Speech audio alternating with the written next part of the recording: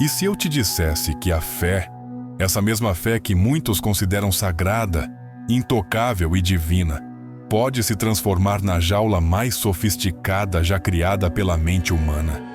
E se eu te revelasse que milhares de pessoas ao redor do mundo não acreditam em algo porque perceberam o divino, mas porque foram programadas para obedecer sem questionar? Que os templos, as igrejas, os altares, os sermões, muitas vezes não são santuários espirituais, mas centros de condicionamento emocional? Parece exagero? Vai por mim. Não é. Você já parou para pensar por que algumas pessoas defendem suas religiões com tanta ferocidade que estariam dispostas a romper laços, abandonar familiares, atacar desconhecidos e até matar? Isso não é fé. Isso não é espiritualidade. Isso é fanatismo. E o fanático nunca percebe que está preso, porque o fanático ama a própria corrente. Ele a idolatra. Ele a chama de verdade absoluta. E talvez você esteja mais perto desse labirinto do que imagina. Hoje eu vou te mostrar aquilo que ninguém ousa dizer abertamente. Como líderes religiosos manipulam emoções.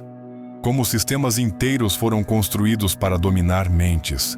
E como a fé, quando cega, se torna uma arma que destrói razão, liberdade e humanidade, de uma só vez. Vou te mostrar o lado obscuro que você sempre sentiu, mas nunca conseguiu colocar em palavras. A programação invisível, o medo como ferramenta, a salvação como moeda de troca. Se você assistir até o final, talvez nunca mais enxergue religião da mesma forma. Não porque eu quero que você deixe de acreditar, mas porque você merece recuperar algo que talvez tenham roubado de você sem que percebesse. O direito de pensar por conta própria. A verdade é que o fanatismo religioso não nasce da fé. Ele nasce da necessidade humana por pertencimento, segurança e respostas fáceis. Pense nisso. O mundo é assustador. A vida é incerta. A morte é um mistério. Então alguém aparece, coloca um livro na sua mão e diz: está tudo aqui. A verdade, o sentido, o destino. Basta obedecer. É tentador, não é? Uma vida inteira de questionamentos substituída por um manual pronto. Uma existência caótica trocada por regras simples. O desconhecido silenciado por uma promessa de eternidade. Mas toda promessa tem um preço. E o preço da promessa religiosa, muitas vezes, é a sua liberdade cognitiva. A religião, não todas, mas muitas, funciona como um sistema psicológico perfeitamente calculado. Ela te apresenta 3 elementos fundamentais. Medo da morte, medo do julgamento, medo de deixar de acreditar, medo de ser punido por existir. Não é à toa que tantas religiões sobrevivem através da culpa. A culpa mantém você pequeno. E quanto menor você se sente, mais você depende do líder. Um líder que nunca pode estar errado. Um texto que nunca pode ser questionado. Uma doutrina que nunca pode ser revisada. Questionar significa rebeldia. Rebeldia significa pecado. Pecado significa punição eterna. Perceba o ciclo. Não é fé, é condicionamento. Você sofre agora, mas será recompensado depois. Você obedece agora, para viver bem depois da morte. Você aceita injustiças agora, porque Deus proverá lá na frente. O fanatismo se sustenta assim. Promete o paraíso, entrega o medo e cobra a submissão. O mais curioso é que o fanático não defende uma crença. Ele defende a si mesmo, porque admitir que sua religião pode estar errada é admitir que perdeu anos obedecendo cegamente. É admitir que dedicou sua vida a uma ilusão. É admitir que talvez tenha machucado pessoas em nome de uma mentira. E também é admitir que não foi escolha. Foi manipulação. E o ego humano não aceita isso. Ele prefere defender uma mentira até a morte, do que lidar com a dor de ter vivido enganado. Por isso o fanático ataca, grita, impõe e até ameaça. Não porque tem fé forte, mas porque tem medo profundo.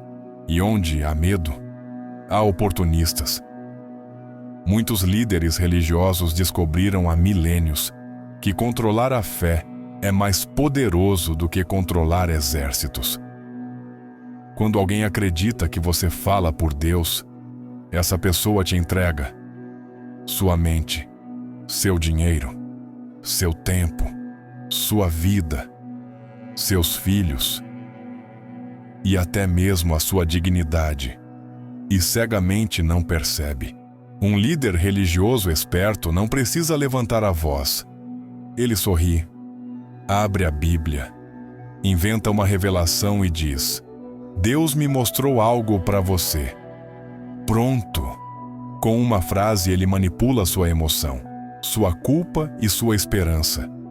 A religião institucionalizada se tornou um mercado de emoções. Pastores, sacerdotes, gurus, apóstolos, mestres espirituais. Muitos deles, não todos, mas muitos, transformaram a fé em um produto altamente lucrativo. Eles comercializam a cura, vendendo o propósito, vendendo salvação, vendendo o direito de não ir para o inferno. E quanto mais assustado você estiver, mais fácil será pagar. Você já reparou que todas as religiões têm algo em comum?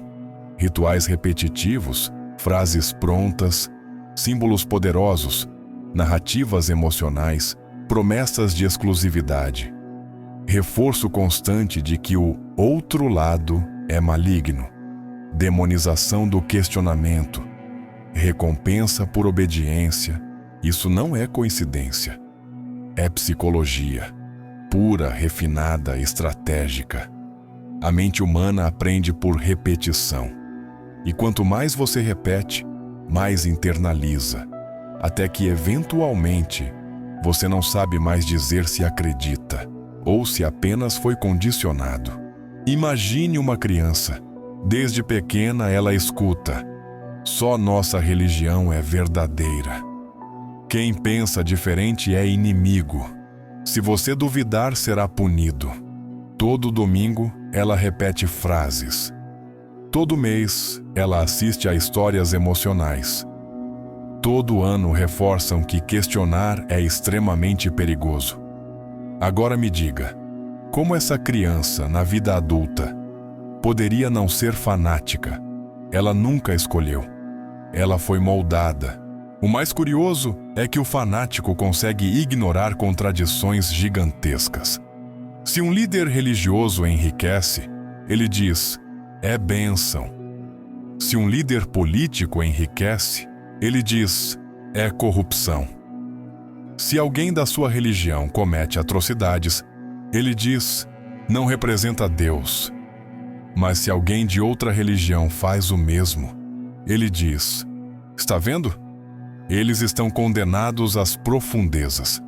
Quando a própria fé comete crimes, massacres, guerras, discriminações, torturas, perseguições, ele diz: isso é coisa do passado.